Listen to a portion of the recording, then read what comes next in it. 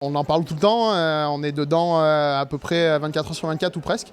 On a une association à faire tourner, on a un site internet à faire tourner, on a des choses, donc forcément on est amené à s'occuper de tout ça. Ces événements-là, comme aujourd'hui, ça se prépare, donc c'est pareil, on a Star Wars en ce moment dans la tête tout le temps.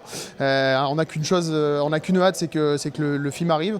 On organise en plus un événement au Cinédome à Clermont à l'occasion de la sortie du film, donc où pareil, il y aura des animations costumées, il y aura des quiz, des concours, etc. Il y a tout un tas de choses qui seront prévues. Donc c'est pareil, ça demande une certaine préparation. Donc forcément, oui, en ce moment, on vit Star Wars à peu près 24 heures sur 24. Là. Alors avec les bandes annonces, ce qu'on a vu, ce qu'on n'a pas vu, ce qui passe sur les réseaux sociaux, on se demande qu'est-ce qui va se passer, pourquoi on n'a pas vu tel personnage. Donc voilà, dans l'interrogation, on se fait des petits scénarios chacun de notre côté et puis voilà.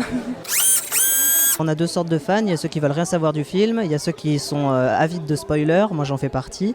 Donc on est à l'affût des sites de fans qui relaient les annonces officielles ou pas officielles. Et puis voilà, on essaye de respecter le choix de ceux qui veulent rien savoir. C'est un petit peu compliqué, il y a eu certaines erreurs qui ont été faites, mais bon, globalement oui, entre personnes qui veulent bien en parler, on est sans arrêt. Alors on fait des suppositions sur ce qu'on a vu des trailers, on discute de cette, le fait que J.J. Abrams a l'air d'avoir pas mal respecté le matériau d'origine avec les bandes annonces qu'on a vues, donc ça nous plaît pas mal aussi. Ouais.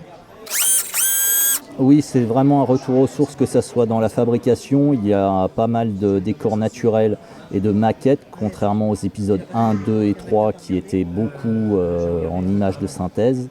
Donc il y a tout ce retour. Bien entendu, il y a, comme je l'ai dit tout à l'heure, aussi un retour aux anciens héros. On va voir Luke avec 30 ans de plus, pareil pour Han Solo, pareil pour la princesse Leia, et même d'autres personnages comme l'amiral Akbar ou Nien Numb. Il y a tout un tas d'éléments qui nous rassurent dans le film, notamment justement ce retour aux sources de certaines choses par rapport à l'ancienne trilogie où on revient avec des décors réels, on revient avec des costumes réels, donc un petit peu moins d'effets spéciaux. Il y a toujours des effets spéciaux, mais ils sont là quand c'est nécessaire. On a beaucoup moins visiblement, il y a beaucoup moins de scènes tournées sur fond vert.